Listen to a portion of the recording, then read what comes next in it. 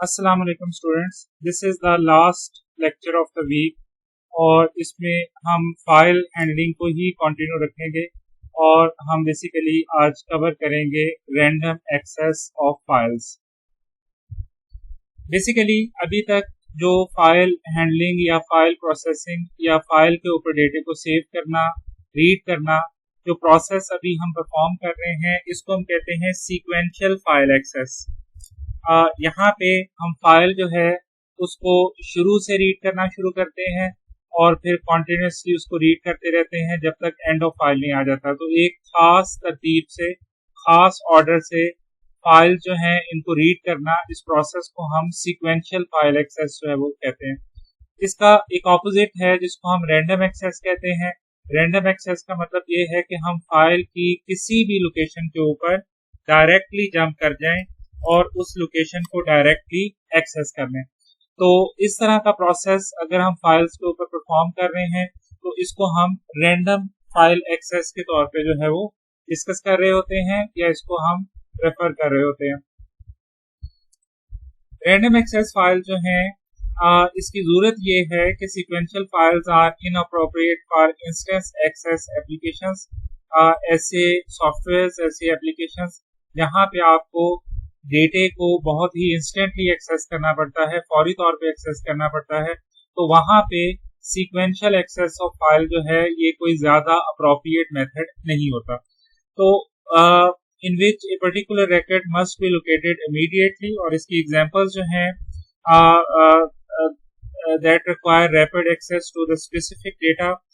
जैसे बैंकिंग की एग्जांपल है यहाँ पे, जहाँ पे hundreds and thousands of the records हैं कस्टमर्स के और हमने किसी खास रिकॉर्ड तक पहुंचना है, तो हम ये नहीं कर सकते कि हम फाइल को शुरू से रीड करना शुरू करें और उस पर्टिकुलर रिकॉर्ड तक जो है वो हम उसको रीड करते रहें और वहां पे जाके फिर हम उसको रिट्रीव करें।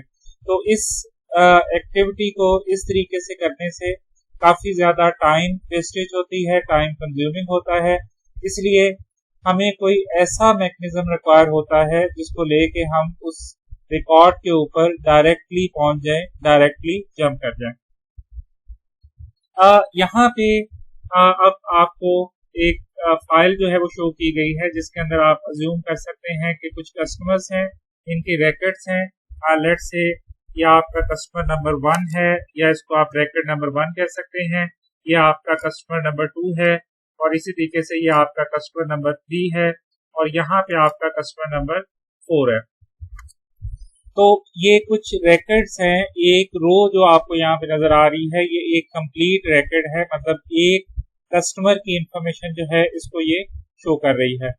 और सीक्वेंशियल एक्सेस का मतलब ये है कि अगर आपने कस्टमर नंबर 3 पे जाना है तो सीक्वेंशियल एक्सेस में आप ये करेंगे कि आप फाइल को शुरू से रीड करना शुरू करेंगे और आप इस लोकेशन तक पहुंचेंगे, क्योंकि कर्सर आपका फर्स्ट रिकॉर्ड के ऊपर है, तो आप बाकी रिकॉर्ड्स को रीड करते करते इस पर्टिकुलर रिकॉर्ड जो है इस तक पहुंचेंगे और फिर आप इसको रिट्रीव करेंगे। लेकिन रैंडम एक्सेस के अंदर हम ये चाह रहे हैं कि हम किसी तरीके से जंप करके डायरेक्टली इस रिकॉर्ड के ऊपर जो है वो पहुंच जाए, इस लोकेशन के ऊपर जो है वो पहुंच जाए, इस लोकेशन के ऊपर जो है वो हम पहुंच जाए डायरेक्टली, जो है जो हमारा रिक्वायर्ड कस्टमर है इसके ऊपर हम डायरेक्टली जो है वो पहुंच जाए। तो हमें जो दरमियान में या शुरू में रिकॉर्ड्स हैं इनको रिट्रीव ना करना पड़े, हम डायरेक्टली जंप करके अपने स्पेसिफिक रिकॉर्ड तक जो है वो पहुंच जाए। इस सिचुएशन को या इस एक्टिविटी को हम रैंडम एक्सेस जो है इसके तौर पे रेफर कर रहे होते हैं। कॉमन एप्लीकेशन रैंडम एक्सेस की जो है वो एयरलाइन रिजर्वेशन सिस्टम्स होते हैं, बैंकिंग सिस्टम्स होते हैं, पॉइंट ऑफ सेल सिस्टम्स होते हैं, एटीएम मशीन्स होती हैं, और अदर जितने भी ट्रांजैक्शन प्रोसेसिंग सिस्टम्स होते हैं वो बेसिकली रैंडम एक्सेस जो है इसकी ही एग्जांपल होते हैं। मकसद हमारा रैंडम एक्सेस पे ये होता है कि हम डायरेक्टली जंप कर जाएं, अपने जो रिक्वायर्ड इंफॉर्मेशन है उसके ऊपर डायरेक्टली किसी तरीके से जंप कर जाएं। तो individual records of a random access file can be accessed directly and quickly without having to search the other।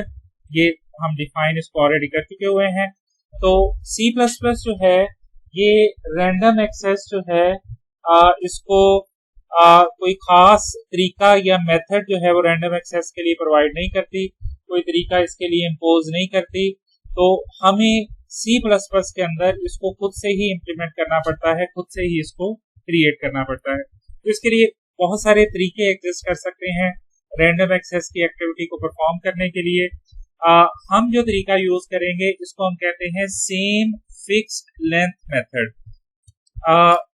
Same fix length method का मतलब ये है कि हमारे पास जितने भी रिकॉर्ड्स हैं उन सब के लिए हम एक फिक्स मेमोरी जो है वो रिजर्व कर देंगे, फिक्स साइज जो है उसके लिए हम रिजर्व कर देंगे और हम उसके अकॉर्डिंगली हर रिकॉर्ड जो है इसको ट्रीट करेंगे। तो यहाँ पे हम करते ये हैं कि किसी भी लोकेशन को कैलकुलेट करते हैं हम रिकॉर्ड साइज को और रिकॉर्ड की को लेकर।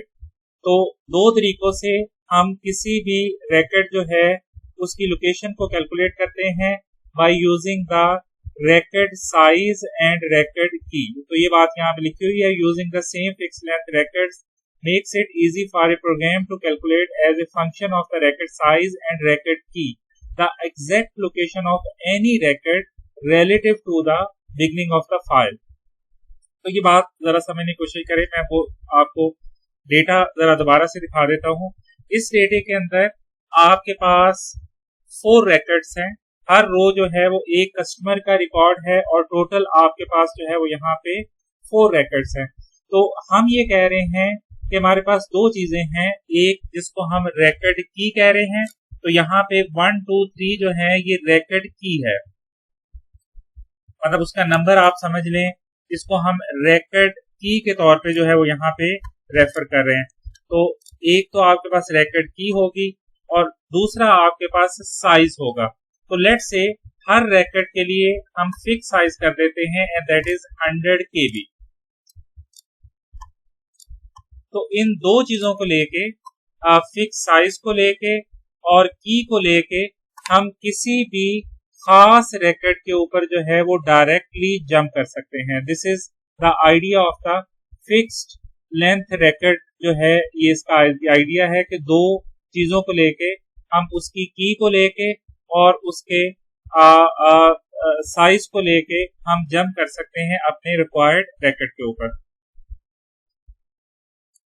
ओके जी, तो फिक्स लेंथ जो है इसमें हमारे पास दो चीजें होती हैं, एक रिकॉर्ड साइज होता है और दूसरा रिकॉर्ड की होती है, और इन दोनों को यूज करके हम किसी भी लोकेशन के ऊपर या रिक्वायर्ड डेटे के ऊपर जो है वो हम डायरेक्टली जंप कर सकते हैं। इस बात को जरा यहाँ से समझ लें फर्दर। लेट्स से कि ये आपकी फाइल जो है इसके अंदर रिकॉर्ड्स हैं, डिफरेंट तरह के रिकॉर्ड्स हैं जो आपने यहाँ पे सेव किए हुए हैं। पहले आपको जो एरे की फॉर्म में नजर आ रहे थे, लेट्स से ये आपका अकाउंट 100 है, ओके, और इसमें नेम जो है वो A है और यहाँ पे बैलेंस जो है वो लेट्स से 35,000 है, और इसी तरीके से ये आपका 101 रिकॉर्ड है, दूसरी रो आपके डेटे की, और इसका नेम B है, मैं शॉर्ट नेम यूज कर रहा हूं, और इसका बैलेंस जो है वो -40,000 है।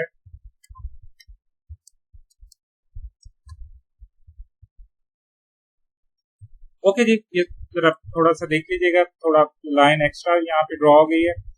एनी हाउ, तो ये आपके पास रिकॉर्ड्स हैं जो कि आपकी फाइल के अंदर सेव्ड हैं।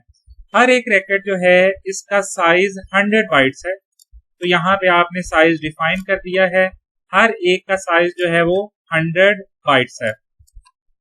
अब इनके नंबर्स हैं जो आपने दिए हुए हैं, की वैल्यू जिसको हमने कहा था, ये रिकॉर्ड नंबर 1 है, ये रिकॉर्ड नंबर 2 है, और ये रिकॉर्ड नंबर लेट्स से 3 है, और इसी तरीके से ये रिकॉर्ड नंबर 4 है, और यहाँ पे आपके पास रिकॉर्ड नंबर 5 है। अब लेट्स से आपके पास कोई नई इंफॉर्मेशन आई है और वो आप डायरेक्टली लिखवाना चाह रहे हैं लोकेशन नंबर 5 के ऊपर, या रिकॉर्ड नंबर 5 के ऊपर जो है वो आप जो है डेटा या इंफॉर्मेशन जो है वो आप लिखवाना चाह रहे हैं। तो आप ये चाह रहे हैं कि आपको शुरू से ना रीड करना पड़े सारे रिकॉर्ड्स को, जिसको हमने सीक्वेंशियल एक्सेस कहा था। तो ये ना करना पड़े कि हम पहले 4 को रीड करें और फिर हम पहुंचे 5 के ऊपर। तो कोई तरीका होना चाहिए जिससे हम डायरेक्टली जंप कर दें रिकॉर्ड नंबर 5 के ऊपर। तो तरीका वही है, हमारे पास दो चीजें हैं, की ऑफ द रिकॉर्ड और जो फिक्स लेंथ हमने हर रिकॉर्ड को सेव करने के लिए यूज की हुई है। तो अगर आपके पास है की ऑफ द रिकॉर्ड, तो की ऑफ द रिकॉर्ड जो है वो यहाँ पे आपके पास 5 है, तो आप इसका फॉर्मूला यूज करेंगे 5 - 1, ओके, और आप इसको मल्टीप्लाई कर देंगे साइज के साथ, ओके, साइज के साथ आप इसको मल्टीप्लाई कर देंगे और size in this case is 100 bytes. तो आपका यहां पे साइज आ जाएगा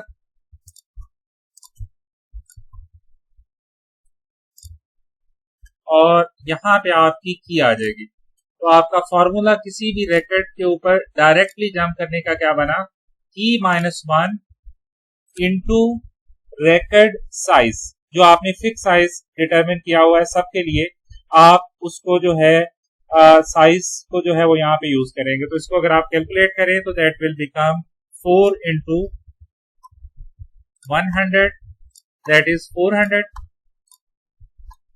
तो इसका मतलब ये है कि आप डायरेक्टली जंप कर दें लोकेशन नंबर 400 के ऊपर।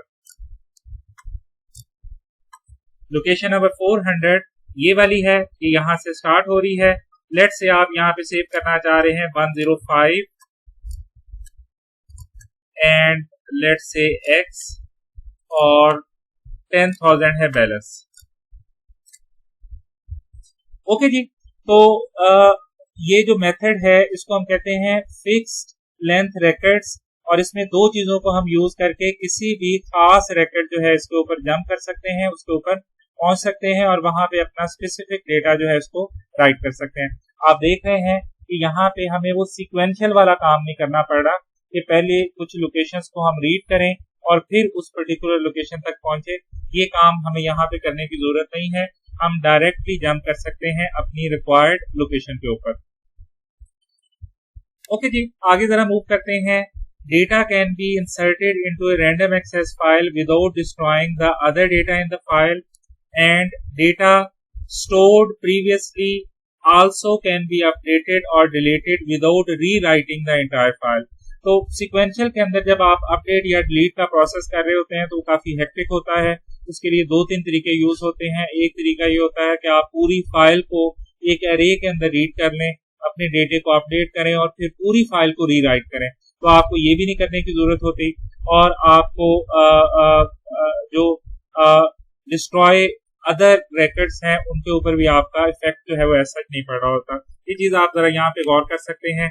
लेट से अगर मैंने रिकॉर्ड नंबर 5 को डिलीट करना है तो मैं डायरेक्टली जंप कर जाऊंगा रिकॉर्ड नंबर 5 के ऊपर और वहां पे जाके उसको डिलीट कर दूंगा। तो बहुत आसान है किसी भी रिकॉर्ड को डिलीट करना, तो मैं आसानी से किसी भी रिकॉर्ड को डिलीट कर सकता हूँ और इससे दूसरे रिकॉर्ड इफेक्ट नहीं हो रहे। आप देखते हैं कि कोई भी मेरा दूसरा रिकॉर्ड जो है वो यहाँ पे इफेक्ट नहीं हो रहा। इसी तरीके से अगर मैंने रिकॉर्ड नंबर 2 को अपडेट करना है, लेट से इसको मैं 104 करना चाह रहा हूँ कोड नंबर को, तो मैं आसानी से इसके ऊपर जाके इसको अपडेट कर सकता हूँ। तो रैंडम एक्सेस में जब आप डिलीट या अपडेट कर रहे होते हैं रिकॉर्ड्स को, तो ये एक्टिविटी जो है वो काफी हद तक आसान होती है। ओके, अब ये जो सारी एक्टिविटी है जो यहाँ पे मैंने आपको थ्योरेटिकली डिस्क्राइब की है, इसको मैं प्रैक्टिकली यहाँ पे एक्सप्लेन करने जा रहा हूँ विद एग्जांपल। इन एग्जांपल्स को जरा मैं क्विकली कवर करूंगा। इसके अंदर जो कॉन्सेप्ट्स हैं उनको ज्यादा डिटेल में मैं नहीं कवर करूंगा। इसकी रीजन ये है कि ये एग्जांपल आपकी बुक से ली गई है। डिटो कॉपी सेम आपकी बुक में ये अवेलेबल है। आप फाइल प्रोसेसिंग के चैप्टर्स जो हैं वहां पे जाके इसको देख सकते हैं। ये प्रोबेबली पेज नंबर 670 से स्टार्ट होती है। आप वहां पे जाके एग्जैक्टली सेम डिस्कशन जो है इसको देख सकते हैं ज्यादा डिटेल के साथ। तो इसलिए इसकी बहुत ज्यादा डिटेल जो है वो यहाँ पे मैं कवर करता आपको नजर नहीं आऊंगा। इस सारे प्रोसेस के अंदर हम एक्चुअली करेंगे ये कि हम एक एग्जांपल लेंगे और उसमें रैंडम एक्सेस को यूज करते हुए फाइल के ऊपर डेटा रीड करेंगे और राइट करेंगे। तो फाइल से रीडिंग करेंगे डेटा और फाइल के ऊपर डेटा जो है वो राइट करेंगे। कॉन्सेप्ट हमारा वही है, फिक्स लेंथ रिकॉर्ड जो है इसको यूज करके हम ये सारा प्रोसेस जो है इसको परफॉर्म करेंगे। इसके लिए ये जो हमारा रिकॉर्ड है, इसके लिए हम एक क्लाइंट डेटा क्लास यूज कर रहे हैं। इस क्लास की यहाँ पे आपको फंक्शंस की प्रोटोटाइप्स गिवन है। इसकी ज्यादा डिटेल जो है वो आपको बुक से नजर आ जाएगी। मैं यहाँ पे ये प्रोटोटाइप्स के अंदर ही इसको एक्सप्लेन कर देता हूँ। यहाँ पे सबसे पहले तो आपको कंस्ट्रक्टर नजर आ रहा है। ये कंस्ट्रक्टर विद आर्गुमेंट है, लेकिन इस कंस्ट्रक्टर में डिफॉल्ट वैल्यूज गिवन है। तो आप देख रहे हैं कि जितने भी डेटा टाइप्स हैं, प्राइवेट डेटा टाइप्स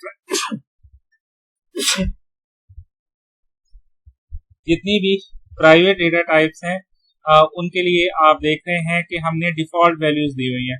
तो इंटीजर के लिए डिफॉल्ट वैल्यू 0 दी हुई है और स्ट्रिंग के लिए हमने डिफॉल्ट वैल्यू जो है वो एम्प्टी जो है वो यहाँ पे प्रोवाइड की हुई है।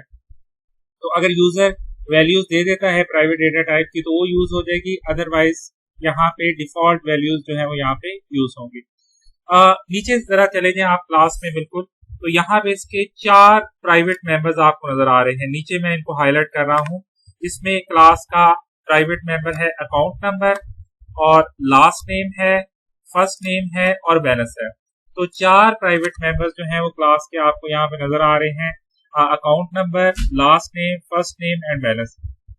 और आप गौर कर रहे हैं कि अगर आप कंस्ट्रक्टर में आर्गुमेंट्स में वैल्यू नहीं देंगे तो उस सिचुएशन के अंदर आपका अकाउंट नंबर जो है वो 0 होगा।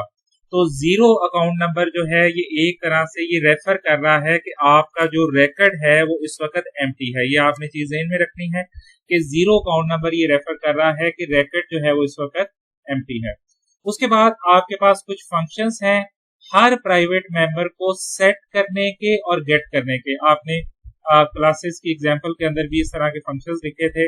तो हर एक मेंबर की वैल्यू को सेट करने के लिए, प्राइवेट मेंबर की वैल्यू को सेट करने के लिए और गेट करने के लिए आपने यहाँ पे फंक्शंस जो है वो लिखे हुए हैं। गेट सेट फंक्शन इनको कहा जाता है या गेटर सेटर कहा जाता है। तो ये सारे आपको नजर आ रहे हैं। Gate account number, set account number.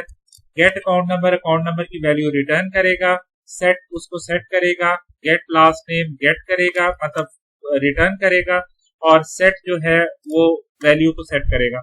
इस तरीके से get first name, set first name, get balance, set balance, ये फंक्शन आपको नजर आ रही है। सिंपल से फंक्शन है, आप इनको खुद भी लिख सकते हैं। एक वैल्यू को सेट कर रहा है और दूसरा वैल्यू जो है प्राइवेट डेटा की वैल्यू जो है इसको रिटर्न कर रहा है। तो इस क्लास की ज्यादा डिटेल जो है ये बुक में अवेलेबल है।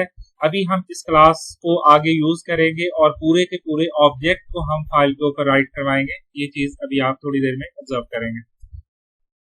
हम मेन में आ जाते हैं और कुछ वेरिएबल्स ले लेते हैं, account number, last name, first name and balance. किसी भी रिकॉर्ड की प्राइवेट मेंबर्स को सेट करने के लिए हमने ये वेरिएबल्स जो है वो यहाँ पे डिफाइन किए हुए हैं। उसके बाद जरा देखिएगा, हमने फाइल को ओपन किया है। फाइल का नाम है आउट क्रेडिट और हैंडलर ऑब्जेक्ट का नाम है आउट क्रेडिट। फाइल का नाम है credit.dat और इसको हम iOS आउट मोड में ओपन कर रहे हैं और फाइल के ऊपर डेटा जो है वो हम बाइनरी फॉर्मेट में रखवा रहे हैं। तो जब आप फाइल को ओपन करेंगे तो आपको डेटा उस तरीके से लिखा नजर नहीं आएगा जैसे टेक्स्ट फाइल में लिखा नजर आता है, लेकिन जब आप उसे अपने प्रोग्राम में रीड करेंगे तो फिर आपको डेटा जो है वो अप्रोप्रिएटली लिखा नजर आएगा। रीजन उसकी ये है कि आपने डेटे को बाइनरी फॉर्मेट के अंदर लिखवाया हुआ है, तो बाइनरी फॉर्मेट के अंदर वो रिटर्न है। तो credits.dat टेक्स्ट फाइल की तरह ही है, लेकिन इसमें हमारा डेटा सेव होगा और ये फाइल जो है अगर पहले से क्रिएटेड नहीं है तो इस कॉल के साथ ये क्रिएट हो जाएगी और बाइनरी मोड के अंदर आप इसमें डेटा जो है इसको राइट करेंगे। हम राइट तो इसको बाइनरी मोड में करेंगे, लेकिन आप देखेंगे कि हम जब इसको रीड करेंगे या राइट करेंगे तो फिर इसके ऊपर हम कैरेक्टर कास्टिंग परफॉर्म कर देंगे। ओके जी, बाइनरी मोड में ये भी जरा ध्यान में रखिएगा, डेटे को रीड एंड राइट करने के लिए जो फंक्शन यूज होते हैं they are read and write. तो दो फंक्शन हम यूज करेंगे, read for reading purpose and write for writing purpose जो है, ये दो फंक्शन हम यूज करेंगे जब हम डेटा बाइनरी फाइल के ऊपर जो है वो रीड या राइट करेंगे। तो अभी जब उस पर राइट कर रहे होंगे तो राइट का फंक्शन यूज करेंगे फाइल के ऊपर, और जब फाइल से डेटा रीड कर रहे होंगे तो उसके लिए हम रीड का फंक्शन जो है वो यूज करेंगे। अभी फाइल को चेक कर लेते हैं ओपन हुई है या नहीं हुई है। उसके बाद हमने यहाँ पे जो अभी क्लास आप देख के आए हैं उसका एक ऑब्जेक्ट बना दिया है, और ऑब्जेक्ट के नाम पे अगर आप गौर करें तो ये ब्लैंक क्लाइंट है।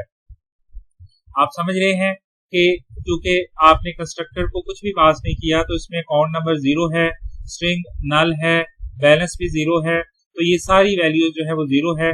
तो आपने एक ब्लैंक क्लाइंट का अकाउंट जो है वो क्रिएट कर दिया है। अब एक स्टेटमेंट में लिख रहा हूं, बार बार ये स्टेटमेंट यूज होगी। हमने एक लूप चलाया है 100 टाइम, और इस लूप के अंदर हमने क्या किया है जरा गौर करिएगा। मैं जरा पेंसिल का कलर यहां से चेंज कर लूं। आपने डॉट राइट का फंक्शन कॉल किया है, सबसे पहले गौर करिएगा। उसके बाद आपने कॉल किया है री इंटरप्रेट कास्ट ऑपरेटर को। री इंटरप्रेट कास्ट जो है ये कास्टिंग के लिए यूज होता है। आपको याद होगा कि अगर एक डेटा टाइप को हमने दूसरी डेटा टाइप में कन्वर्ट करना होता है तो इसको हम कास्ट ऑपरेशन कहते हैं। तो री इंटरप्रेट कास्ट जो है ये नॉर्मली पॉइंटर की कास्टिंग के लिए यूज होता है। तो यहाँ पे हमने एक कांस्टेंट कैरेक्टर पॉइंटर लिया है लिंकअप करने के लिए। तो हम यहाँ पे कास्टिंग परफॉर्म कर रहे हैं। किसकी कास्टिंग परफॉर्म कर रहे हैं? ब्लैंक क्लाइंट की। तो चूंकि ये पॉइंटर है तो इसलिए आप इससे पहले आपको एंड का ऑपरेटर जो है वो नजर आ रहा है। तो हमने जो रेफरेंस था ब्लैंक क्लाइंट का इसको कैरेक्टर पॉइंटर के अंदर कास्ट कर दिया है। ओके जी, ये कास्टिंग हमने परफॉर्म कर दी है। और राइट को हमें दो आर्गुमेंट देने पड़ते हैं। दूसरा आर्गुमेंट होता है कि आपने मेमोरी में कितना राइट करना है। तो यहाँ पे हम यूज कर रहे हैं साइज ऑफ ऑपरेटर, और इसको क्लाइंट डेटा पास कर रहे हैं क्लास का नेम। तो जो भी क्लास का साइज है उसके अकॉर्डिंगली हम इसको साइज जो है वो यहाँ पे पास कर रहे हैं। तो इस स्टेटमेंट से ये जो लूप है एक्चुअली से होगा ये कि हम फाइल के ऊपर 100 एम्प्टी रिकॉर्ड जो है वो क्रिएट कर देंगे। ओके जी, हर एक रिकॉर्ड जो है वो एम्प्टी होगा और हमारे पास 100 एम्प्टी रिकॉर्ड जो है वो क्रिएट हो जाएंगे। ओके, आगे मूव करते हैं और हम यूजर को कहते हैं कि enter the account number from 1 to 100। तो अकाउंट्स को हमने कैसे लेबल किया हुआ है? 1 to 100, 0 to end the input. Loop को टर्मिनेट करने के लिए हम 0 यूज कर रहे हैं। और उसके बाद हम यहाँ पे एक और ऑब्जेक्ट क्रिएट कर रहे हैं क्लाइंट का, अभी एम्प्टी ही है। सिंपली क्लाइंट ऑब्जेक्ट हम क्रिएट कर रहे हैं। सीन कर रहे हैं अकाउंट नंबर को यूजर से, उसको सीन कर रहे हैं। Let's say user account number enter करता है 15। ये ज़हन में रखिएगा कि यूजर ने अकाउंट नंबर 15 एंटर किया है। तो अब जो आपने 100 एम्प्टी रिकॉर्ड्स क्रिएट किए हैं तो it is supposed to write on the location number 15। ठीक है, ये आइडिया यहाँ पे अगर यूजर जो है वो 15 एंटर करता है तो हम लोकेशन नंबर 15 के ऊपर जाके डेटा जो है वो राइट करेंगे। इसके बाद हम एक लूप में आ जाते हैं। ये अभी वही स्टेटमेंट चल रही हैं और हम एक लूप में आ जाते हैं। सबसे पहले हम लूप में कंडीशंस यूज करते हैं कि अगर अकाउंट नंबर ग्रेटर देन 0 के है और लेस देन इक्वल टू 100 के है। ओके, तो यूजर अगर इसके अलावा कोई अकाउंट नंबर एंटर करेगा तो ये लूप यहाँ पे टर्मिनेट हो जाएगा। इस लूप में हम एंटर आ जाते हैं। यूजर को हम कहते हैं कि अपना फर्स्ट नेम, लास्ट नेम और बैलेंस एंटर करे, और इन तीनों को हम इनपुट करवा देते हैं। लास्ट नेम को, फर्स्ट नेम को और बैलेंस जो है इसको हम इनपुट करवा लेते हैं। याद रखें अकाउंट नंबर हमने लूप से बाहर इनपुट करवाया हुआ है और अभी हमने सपोज किया हुआ है अकाउंट नंबर 15। उसके बाद जरा देखिएगा, हम सेट फंक्शन कॉल कर लेते हैं क्लाइंट के लिए। ये क्लाइंट का ऑब्जेक्ट हमने क्रिएट किया हुआ है, इसमें हम सेट का फंक्शन कॉल कर लेते हैं। अकाउंट नंबर हमने पास किया था 15 से हमने स्टार्ट किया था, तो 15 सेट हो जाएगा। तो ये जो ऑब्जेक्ट है क्लाइंट का, इसके प्राइवेट मेंबर में अकाउंट नंबर में क्या सेट हो जाएगा? 15।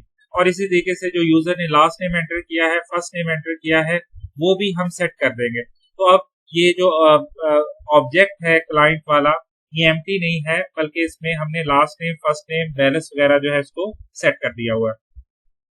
अब इसको हमने फाइल के ऊपर राइट करना है। फाइल के ऊपर राइट करने के लिए पहले हमने उस खास लोकेशन के ऊपर जाना है। तो अभी आपको लिखा यहाँ पे नजर आ रहा है, seek the position in the file of the user specified record. तो हमने उस खास पोजीशन के ऊपर जाना है और उस पोजीशन के ऊपर जाने का जरा कोड देख लें। हमने out credit dot seek P को कॉल किया है और यहाँ पे गेट द अकाउंट नंबर लिया है, यहाँ पे गेट का फंक्शन कॉल करके, क्योंकि अभी जो अकाउंट नंबर हम यूज कर रहे हैं दैट इज 15।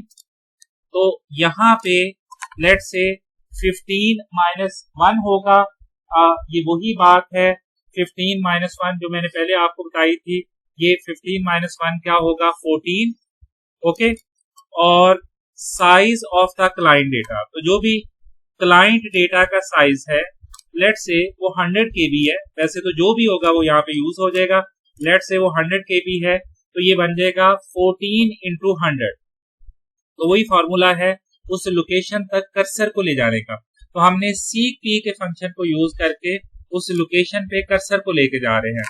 ओके, जब कर्सर वहां पे पहुंच जाएगा तो हम पूरा ऑब्जेक्ट वहां पे राइट कर देंगे। तो इसका कोड जरा देख लीजिएगा। पहले भी कुछ हद तक आपने देखा था, राइट का फंक्शन हमने कॉल किया, री इंटरप्रेट कॉस्ट को कॉल किया और एंड क्लाइंट को पूरा ऑब्जेक्ट, ठीक है, ऑब्जेक्ट भी पूरा राइट हो जाएगा, उसका डेटा भी राइट हो जाएगा। एंड क्लाइंट हमने यूज किया और इसको हमने कास्ट कर दिया कैरेक्टर पॉइंटर के अंदर। ओके, और कितना हमने मेमोरी में लिखवाना है, तो साइज ऑफ ऑपरेटर दूसरे आर्गुमेंट के तौर पे हमने इसको यहाँ पे प्रोवाइड कर दिया। ओके जी, तो ये पूरा रिकॉर्ड जो है वो यहाँ पे इस तरीके से राइट हो जाएगा। अब आपने इसके अलावा अगर रिकॉर्ड लिखवाना है तो आप यूजर को कहें कि एंटर द अकाउंट नंबर और उस अकाउंट नंबर को, अगले अकाउंट नंबर को आप यहाँ पे इनपुट कर दें। तो अकाउंट नंबर 15 का रिकॉर्ड आपने लिख दिया है। लेट से अगली दफा यूजर एंटर करता है अकाउंट नंबर 20, तो फिर वही प्रोसेस रिपीट हो जाएगा। शुरू में आप लूप में एंटर हो जाएंगे, लूप यहाँ पे चेक करेगा 0 तो नहीं है या 0 से ग्रेटर होना चाहिए, ये 0 से ग्रेटर है। फिर वही प्रोसेस होगा, आप यूजर को दोबारा कहेंगे enter first name, last name वगैरह, और आप ऑब्जेक्ट में सेट करेंगे इन सबको, और फिर उस सारे को आप जाके 20-1 लोकेशन जो है इसके ऊपर जाके है आप इसको राइट कर देंगे। तो वही प्रोसेस जो है वो आप रिपीट करेंगे और जितने भी रिकॉर्ड आप फाइल के ऊपर लिखवाना चाह रहे हैं उनको आप इस तरीके से लिखवा सकते हैं। ओके, तो ये लूप चलता रहेगा। जब आप 0 एंटर कर देंगे यहाँ पे, तो आप जानते हैं कि वो लूप की कंडीशन फॉल्स हो जाएगी और फर्दर रिकॉर्ड जो है वो एंटर नहीं होंगे। तो this is how basically we write randomly data on the file. आगे जरा मूव करते हैं और इसकी आउटपुट जरा देख लें। अब ये डिफरेंट आउटपुट्स के साथ इसको एंटर किया गया है। पहले यूजर ने 37 एंटर किया, फिर उसने बाकी इंफॉर्मेशन एंटर की, फिर उसने 29, फिर 96, फिर 88। तो सबका रिकॉर्ड हमने 1 by 1 जो है एंटर करवा दिया। जब उसने 0 एंटर करवाया तो हमने फर्दर रिकॉर्ड जो है वो एंटर नहीं करवाया। ये चीज आप ध्यान में रखें कि आपकी जो फाइल है उसमें एम्प्टी रिकॉर्ड्स थे और ये एम्प्टी रिकॉर्ड जो हैं ये 0 से स्टार्ट होते थे और उसके बाद इसमें रिकॉर्ड नंबर 1 था। ओके, और उसके बाद इसमें रिकॉर्ड नंबर 2 था एंड सो ऑन।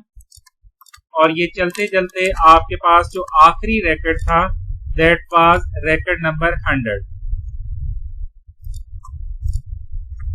ओके, तो जब यूजर ने 37 एंटर किया तो आपने 37 रिकॉर्ड पे जाके डेटा लिखवाया। जब उसने 29 एंटर किया तो आपने 29 पे जाके डेटा लिखवाया। बाकी आपके सारे रिकॉर्ड जो है वो शुरू में आपको एक लूप नजर आ रहा था, उन सब में एम्प्टी है, कोई भी रिकॉर्ड एंटर नहीं है। तो आप जिस बोगी के अंदर, आप समझिए ट्रेन की बोगी है, तो जिस बोगी में आपने डेटा लिखवाया है सिर्फ उसी में डेटा अवेलेबल है, बाकी आपकी जितनी भी बोगीज हैं वो यहाँ पे एम्प्टी है। अब इसी तरीके से आप फाइल में डेटे को रीड कर सकते हैं। रीड करने के लिए आप इन क्रेडिट को ओपन कर लें रीड मोड के अंदर, बाइनरी फॉर्मेट के अंदर, और इन क्रेडिट को चेक कर लें ओपन हुई है या नहीं हुई है। ये कुछ लेबल लगा दें ऊपर, सेट विड को यूज करके अकाउंट प्रिंट करवा दें, लास्ट नेम फर्स्ट नेम वगैरह प्रिंट करवा दें। इन सबको आप वन बाई वन इसी तरीके से प्रिंट करवा दें इस सारी इंफॉर्मेशन को। और क्लाइंट का एक ऑब्जेक्ट बना लें, क्लाइंट 1 के नाम से आप बना लें इसको, और चेक करें जब तक इन क्रेडिट नहीं रहता, मतलब ट्रू नहीं रहता इन क्रेडिट, और एंड ऑफ फाइल नहीं आ जाता, ये दोनों कंडीशन ट्रू नहीं रहती, तब तक आप चलते रहे, एग्जीक्यूट करते रहे।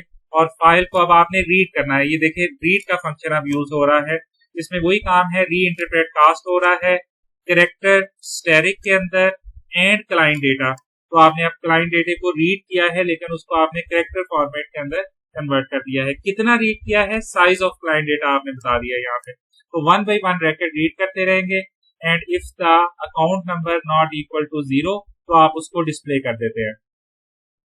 सही है जी। अब आप समझ गए होंगे कि सिर्फ वही अकाउंट नंबर जो है वो डिस्प्ले होंगे जिनका अकाउंट नंबर 0 नहीं है। तो यहाँ पे आप उनको डिस्प्ले करते जा रहे हैं। डिस्प्ले करने का भी कोड देखते हैं, get client 1 dot get last name, get first name, set प्रोसीजन वगैरह, और गेट बैलेंस, इन सबको और गेट अकाउंट नंबर के साथ आपने इनको डिस्प्ले करवा दिए। ये क्लास के फंक्शंस हैं जो इनकी वैल्यूज को रिटर्न करवा रहे हैं, और आप इनको यहाँ पे सिंपली जो है वो रिटर्न करवा के डिस्प्ले कर रहे हैं। ओके जी, तो अगला रिकॉर्ड रीड कर ले। इसी तरीके से री इंटरप्रेट कास्ट को यूज करके आप नेक्स्ट रिकॉर्ड जो है उसको रीड कर ले। ये लूप चलता जाएगा, अगले रिकॉर्ड आपके रीड होते जाएंगे, और ये आउटपुट आपकी आ जाएगी। सेम आपने जो अभी डेटा इनपुट करवाया था वो यहाँ पे आपका डेटा जो है वो डिस्प्ले हो रहा है। आप देख रहे हैं सारे आपके रिकॉर्ड जो है वो यहाँ पे डिस्प्ले हो रहे हैं। ओके, आप उस डायरेक्टरी में जाके देख सकते हैं कि आपकी credit.dat जो है ये फाइल भी वहां पे क्रिएटेड होगी। आप उसको ओपन करेंगे तो आपको उसका रिकॉर्ड जो है वो समझ नहीं आएगा, आप प्रॉपरली जो है वो आपको अंडरस्टैंड नहीं होगा। यहाँ पे इस चैप्टर के अंदर एक पूरी एग्जाम्पल भी दी गई है, आप इस एग्जाम्पल को भी रीड कर सकते हैं।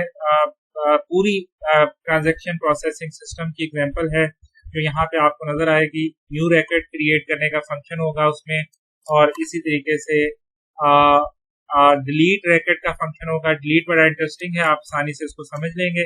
आप अकाउंट नंबर गेट करते हैं जिसको आपने डिलीट करना है, और साइज ऑफ के साथ आप उस लोकेशन पे जाते हैं, और वहां पे जाके एक एम्प्टी रिकॉर्ड जो है इसको आप राइट करवा देते हैं। तो CP करके उस लोकेशन पे ऊपर जाके आप वहां पे एम्प्टी रिकॉर्ड जो है इसको लिखवा देते हैं राइट करके।